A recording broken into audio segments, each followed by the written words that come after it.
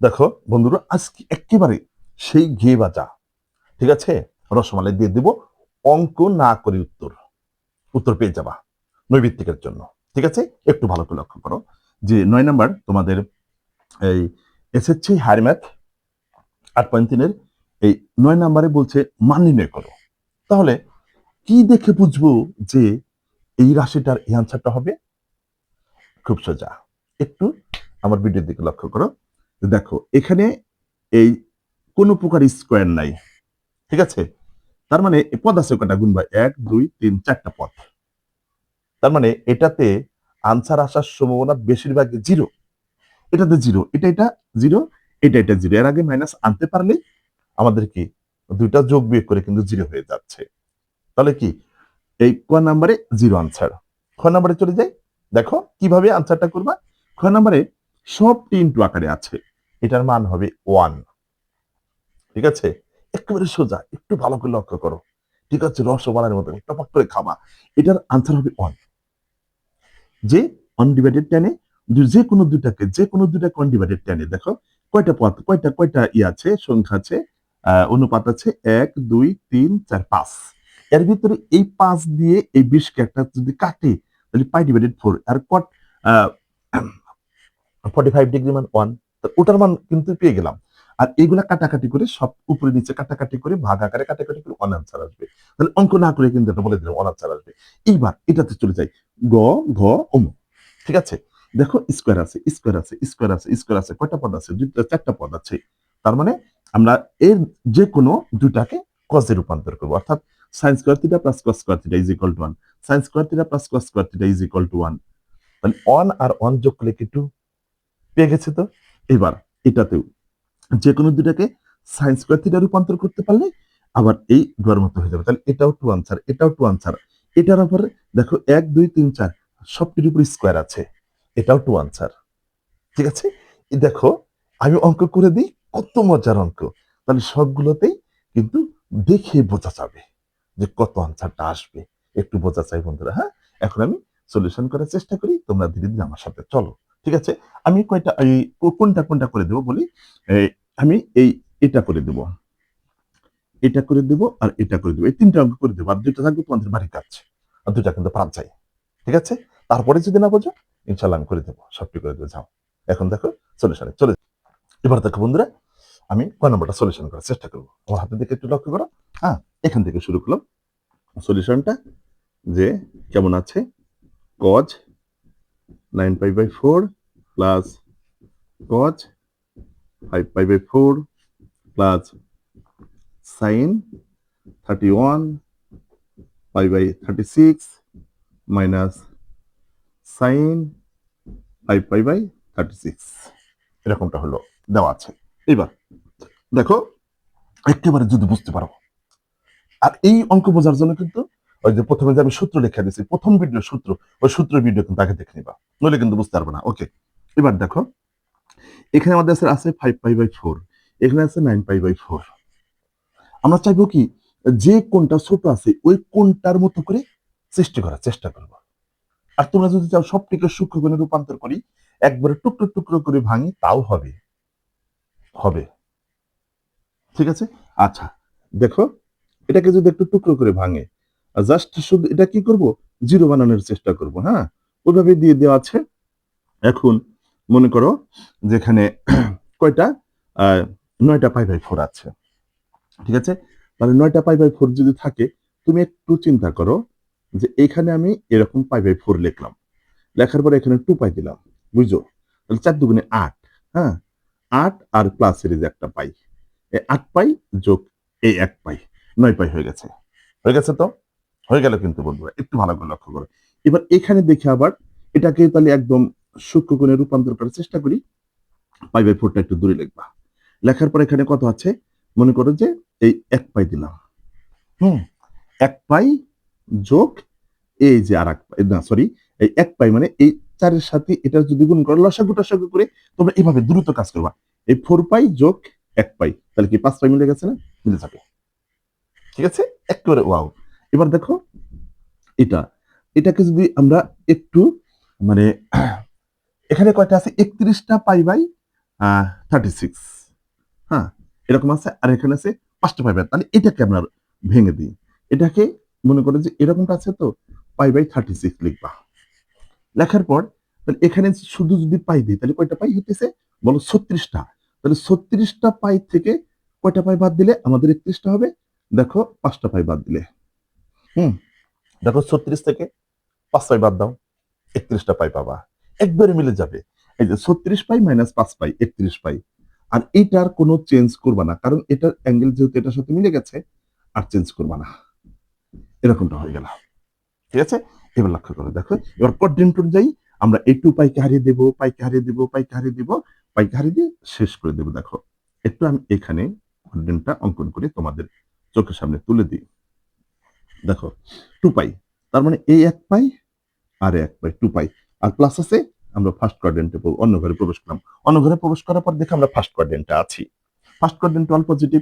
আর আমাদের পরা লাইনকে স্পর্শ করেছে, অনুভূমিক রেখাকে স্পর্শ করছে, যার কারণে এটার কোনো পরিবর্তন নাই। ঠিক আছে? একটু বোঝা শুনে চলার চেষ্টা করি। এবার এখানে আছে শুধু পাই। ঠিক আছে?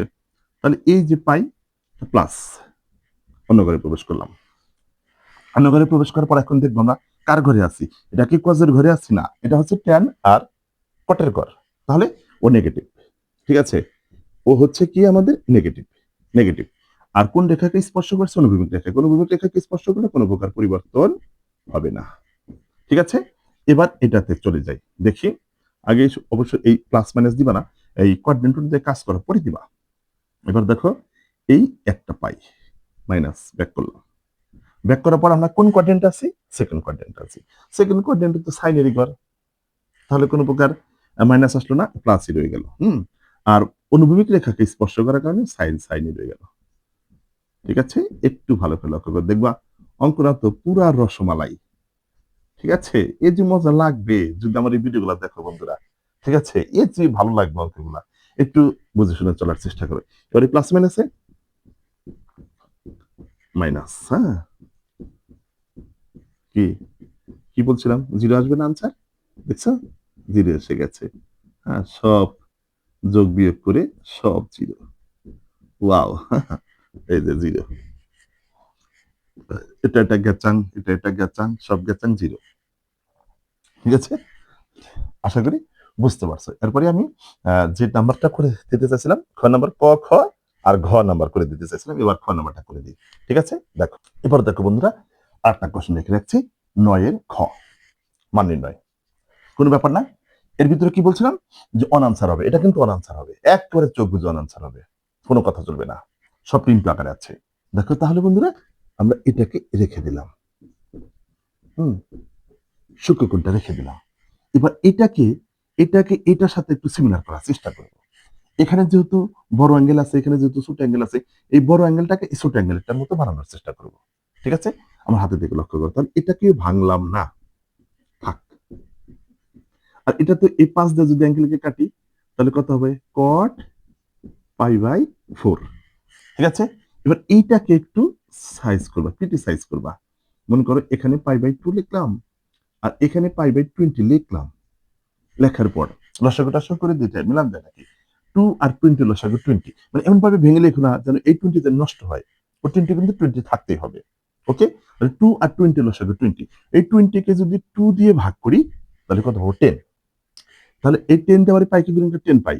10 পাই মাইনাস, আচ্ছা থাকলো, এখানে 10 পাই রইলো, মাইনাস 20 কে 20 দ্বারা ভাগ করলে কত হচ্ছে? 10। ঠিক আছে? তাহলে সরি, 20 কে 20 দ্বারা ভাগ করলে 1। বুঝছো কিন্তু? 20 কে 20 দ্বারা ভাগ করলে 1। এই তাহলে 1 যদি এর সাথে গুণ করি তাহলে একটা পাই থাকে। তাহলে 10 পাই মাইনাস 1 পাই কত হইতেছে? 9 পাই। কিন্তু আমাদের বানাতে হবে কত? 7 পাই। সেজন্য কি করবা? এখানে মাইনাস দিয়ে এবার দেখো মিলে গেছে। হ্যাঁ? এই 10 পাই মাইনাস 3 পাই 7 পাই। মিলে গেছে? আর এই দেখো এই যে অ্যাঙ্গেলটার সাথে এই যে মিল খেয়ে গেছে। ওকে? এইভাবে কিন্তু কাজ করতে, অন্যভাবে তো মিলাইতে পারবা না। ওরা ওইভাবে করে দিয়েছে। এবার দেখো এটাকে আবার এই শুধু পাই বাই 20 তে এইভাবে মিলানো যাবে। একটু ভালো করে লক্ষ্য করো। আমার হাতের দিকে লক্ষ্য করো। পাই বাই 20 দিলাম। ওকে? এবার এখানে এটাকে টেনে রূপান্তর করব। দেখো সেজন্য কিন্তু 90 ডিগ্রির সাথে জুড়ে দিলাম, পাই বাই 2 তে 90 ডিগ্রি। আচ্ছা, এখানে দেখো একে খালি মাইনাস দিবা, এই যে 10 পাই মাইনাস 1 পাই 9 পাই, মিলে গেছে? মিলে গেছে? ওকে, দেখো এই যে 2 আর 20 লসাগু 20, 20 কে যদি এই 2 দিয়ে ভাগ করে থাকবে কত? 10। মনে করো এই যে এই 2 আর 20 লসাগু 20, ঠিক আছে, এই লসাগুটাকে উপরে লিখলাম, এই 20 কে 2 দিয়ে ভাগ করো তাহলে কত থাকবে? 10। এই 10 দিয়ে যদি এটাকে গুণ করো তাহলে কত হবে? 10 পাই, ঠিক আছে? দেখো মাইনাস, আবার এই 20 কে যদি 20 দিয়ে ভাগ করে থাকবে কত? 1। 1 দিয়ে যদি পাইকে গুণ করে পাই, তাহলে 10 পাই মাইনাস পাই কি 9 পাই মিলে? মিলাতে হবে কিন্তু আবার, ঠিক আছে? একটু প্র্যাকটিস করো আর আমার হাতের দিকে আমার ক্যালকুলেশন গুলো লক্ষ্য করো, দেখো অঙ্ক একেবারে রসমালাই হয়ে গেছে, ঠিক আছে? একটু ভালো করে লক্ষ্য করো। এবার দেখো কোয়াট পাই বাই 20, আর এটা তো অমনি রেখে দিলাম, কোয়াট 3 পাই বাই 20, আর এটার মান 1। আর এটা কোয়াড্রেন্ট অনুযায়ী যদি এখন লেখো 90 ডিগ্রি, 90 ডিগ্রি মাইনাস ব্যাক করলাম, ব্যাক করার পর এখন আমরা কোন কোয়াড্রেন্টে আছে? First quadrant. First quadrant all positive, first quadrant যদি অল পজিটিভ হয়, এবার ঠিক আছে প্লাস চিহ্ন দিলাম মনে করো, আর উল্লম্ব রেখাকে স্পর্শ করার কারণে, ভার্টিক্যাল লাইনকে স্পর্শ করার কারণে কোয়াট হয়ে গেল 10, 10 এই যে 3 পাই বাই 20 হয়ে গেল। ওকে, এবার এটাও মনে করো যে এই যেরকম যে এই 90 ডিগ্রি মাইনাস ব্যাক করলাম, মাইনাস থাকার কারণে ব্যাক করলাম, ব্যাক করার পরে এখন ফার্স্ট কোয়াড্রেন্ট আছে, ফার্স্ট কোয়াড্রেন্ট আমাদের কি? অল পজিটিভ, উল্লম্ব রেখাকে স্পর্শ করেছে, ভার্টিক্যাল লাইনকে স্পর্শ করেছে, তার কারণে কোয়াট হয়েছে 10, এই যে এরকমটা। কি বুঝতে পারছি তো? হুম, মজা আর মজা। এবার দেখেন, মনে করেন যে থাক এটা এরকম রেখে দিলাম, পাই বাই 20, এটাকে চেঞ্জ করি, এই 10 এ কট ইকুয়াল টু 1 ডিভাইডেড 10 এ, ওকে, এ মানে এখানে অ্যাঙ্গেলটা, আর এ ওয়ানটা লিখলাম না, তাহলে এটা এটা থাক 10 3 পাই বাই 20, এবার এটাকে লিখলাম 10, 10 কে লিখলাম 1 ডিভাইডেড, সরি, হ্যাঁ ঠিক আছে, এখানে এই 10 কে লিখলাম 1 ডিভাইডেড কটে। আচ্ছা, একদিকে মিল করলেই হয়, হ্যাঁ, কেটে যাবে সোজা কথা, ঠিক আছে? এবার দেখো এই নিচে 10 এ আর এটা অ্যাঙ্গেলে মিল আছে, এই উপরে নিচে কেটে গেল। আবার মনে করি এটা যদি 1 দিয়ে এখানে যদি এটা উপরে চলে গেল, ওটা নিচে চলে গেল, কি সব কাটাকাটি করে কিচ্ছু থাকে না, অন থাকে, ভাগ করে কিছু থাকে না, অন থাকে। কি বলছিলাম না, যেটা আনসার অন হবে। দেখো ইন্টু আকারে ট্যান আর কটের, ট্যানও থাকতে পারে এখানে, কটও থাকতে পারে, যদি ইন্টু আকারে থাকে বেশিরভাগ আনসারই ওয়ান আসে, ঠিক আছে? আশা করি অঙ্ক বুঝতে পারছো, ঠিক আছে? এবার আমরা চলে যাব কিসেতে? ঘোড়ার ঘতে। ওটা আমি একটু সহজ করে তোমাদের করে দিচ্ছি। তাহলে দেখো বন্ধুরা, এই যে 9 এর ঘ নাম্বার, বিশাল ইম্পর্টেন্ট অঙ্ক করে দিচ্ছি, একবারে খেয়ে নাও। ওকে, এটার মান বের করবো কত? 2, আনসারে হবে 2। এটা কিভাবে বুঝলাম? এই যে জোর পদ আছে 1 2 3 4, আর যে কোনো দুটাকে সাইনে রূপান্তর করবো, হয়েও যাবে, এভাবেই দেওয়া আছে।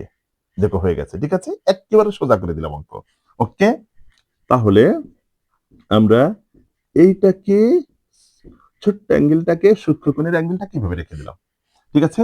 এবার এটাকে একটু দেখি সাইনে রূপান্তর করতে চাই, দেখি হয় কিনা। এবার এখানে একটু পাই বাই 8 আর এই কসকে যদি সাইনে রূপান্তর করতে চাও তাহলে পাই বাই 2 এর সাথে সম্পর্ক জুড়ে দেবা, 90 ডিগ্রির সাথে সম্পর্ক জুড়ে। এখন হচ্ছে লসাগুর পালা, যে এই 2 আর 8 এর লসাগু হচ্ছে কত? 8, 8 কে যদি 2 দ্বারা ভাগ করি কত হবে? 4, ঠিক আছে, তাহলে 4 পাই, এখানে ওই 4 দিয়ে যদি এটাকে গুণ করি তাহলে 4 পাই, 4 পাই, আর তাহলে এখানে আবার 8 কে যদি 8 দ্বারা ভাগ করি তাহলে 1, তাহলে 4 পাই, আর এটার সাথে যদি গুণন করো তাহলে 1 পাই, তাহলে 4 পাই বিয়োগ 1 পাই কি 3 পাই মিলে গেছে, আর এই স্কোয়ারটা এখানে রেখে দিলাম, ঠিক আছে? অনেক মজা। এবার দেখি এটার কি অবস্থা, তারা এটাকে দেখে সাইনে রূপান্তর করতে পারি কিনা। ওকে, এবার এখানে এই পাই বাই 8টাকে দূরে রাখবা, রাখার পর এখানে পাই বাই 2 রাখলাম। হ্যাঁ, ভালো করে লক্ষ্য করবা, একেবারে সুন্দর করে লক্ষ্য করবা। দেখো অঙ্ক না তো, ওই যে একই কথা, ফারুক স্যারের একই ডায়লগ, রসমালাই খাচ্ছি, ঠিক আছে, রসমালাই। ওকে, তাহলে এবার 8 আর 2 লসাগু 8, 8 কে যদি 2 দ্বারা ভাগ করি 4, তাহলে 4 পাই যোগ 1 পাই, এটাও হয়ে গেছে, সাইনে রূপান্তর হয়ে গেছে। এটাকে আর সাইনে রূপান্তর করা যাবে না, চেষ্টা করে করা যাবে না, এটা কসকজে থাকবে, ঠিক আছে? দেখো এই যে তোমরা চেষ্টা করে দেখো, পাই মাইনাস পাই ডিভাইডেড 8, তাহলে কত হলো? এই যে 8 পাই মাইনাস 1 পাই, 7 পাই। ঠিক আছে, এটা এইভাবে, এটা 90 ডিগ্রি অ্যাঙ্গেলের সাথে সম্পর্কে জুড়ে দেওয়া যাবে না, দেখো হবে না। হুম, তখন আমাদের দেখো এই যে এই দুটা, এই যে সাইন স্কোয়ার আর এই যে কস স্কোয়ার, ওকে হয়ে গেল। দেখো এই যে 2 লাইনে অঙ্ক শেষ। হুম, তোমরা যখন এক্সপার্ট হবা আমার মতো এত করতে করতে হবে না, আগে অঙ্ক শেষ দিয়ে দিবা।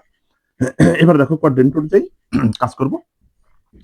এই যে 90 ডিগ্রি মাইনাস, ব্যাক করলাম, ব্যাক করি, এখন দেখি কোন কোয়াড্রেন্টে আছি। ফার্স্ট কোয়াড্রেন্ট কি? অল পজিটিভ, পজিটিভ চিহ্ন দিলাম না।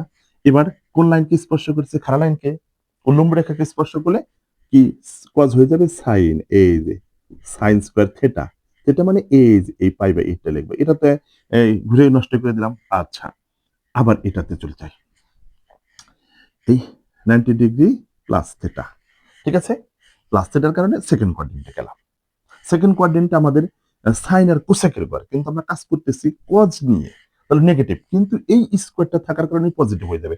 ও নেগেটিভের উপর যদি স্কোয়ার পড়ে তাহলে কি পজিটিভ, ঠিক আছে না? তাহলে পজিটিভ হয়ে গেল। আচ্ছা, এবার উল্লম্ব রেখাকে স্পর্শ, সর্বশেষ উল্লম্ব রেখাকে স্পর্শ করার কারণে ওটা আমাদের এই কজ হয়ে গেল, এই যে সাইন, এই যে স্কোয়ার, এই যে পাই বাই 8, ঠিক আছে, প্লাস। আর এটা তো যা তাই থাকবে। কত? এই 180 ডিগ্রি, এই 180 ডিগ্রি মাইনাস, ব্যাক করলাম, ব্যাক করার পরে আমরা দেখি সেকেন্ড কোয়াড্রেন্টে আছি। সেকেন্ড কোয়াড্রেন্টে তো আমাদের কোজের ঘর না, সেকেন্ড কোয়াড্রেন্ট হচ্ছে সাইন আর কোসেকের ঘর, যার কারণে নেগেটিভ হবে। কিন্তু এই স্কোয়ারটা থাকার কারণে ওই নেগেটিভটা আবার পজিটিভ হয়ে যাবে। আর অনুভূমিক রেখাকে স্পর্শ করার কারণে ওটার কোনো প্রকার পরিবর্তন হলো না। দেখেন কত সুন্দর করে মিলে গেছে। এই যে sine square theta plus cos square theta is equal to 1, আবার এই sine square theta plus cos square theta is equal to 1। এই যে 1 আর 1 যোগ করলাম, 2 হয়ে গেল। কি কথার সাথে কাজের মিল আছে না? হুম, কথার সাথে কাজের মিল আছে। শোনো, এখন কথা হচ্ছে যে এই যে 9 অঙ্কগুলা করে দিলাম, খুবই ইম্পর্টেন্ট। নটরডেমে যদি ভর্তি পরীক্ষা দাও, ফোন পড়ে যাবে। আবার যদি হলি ক্লাসে যে মেয়েরা পরীক্ষা দিবা, যে ফারুক স্যারের পদ্ধতিগুলো মনে রাখো, একদম শর্টকাট পদ্ধতি, এর চেয়ে সোজা পদ্ধতি পাবা না। সময় বাঁচানোর জন্য, সময় বাঁচানোর জন্য এই লেকচারার ফারুক ভাইয়ের অঙ্কগুলা খুবই গুরুত্বপূর্ণ, ঠিক আছে? নটরডেমে পরীক্ষা দিবা, ধুমধারাক্কা 2 লাইন অঙ্ক মিলে। তাছাড়া এগুলা এই আগেকার যে মেথড অনুযায়ী যদি করতে চাও অনেক লাইন করা লাগে, কিন্তু তা না। আমি যে পদ্ধতিতে করে দিলাম তোমাদের বইয়ের সাথে মিলবে না, আমি যে পদ্ধতিতে করে দিলাম তোমাদের গাইডের সাথে মিলবে না, ঠিক আছে? এই পদ্ধতিতে আমি অঙ্ক করাই। ভালো থাকবা, ওকে, আল্লাহ হাফেজ।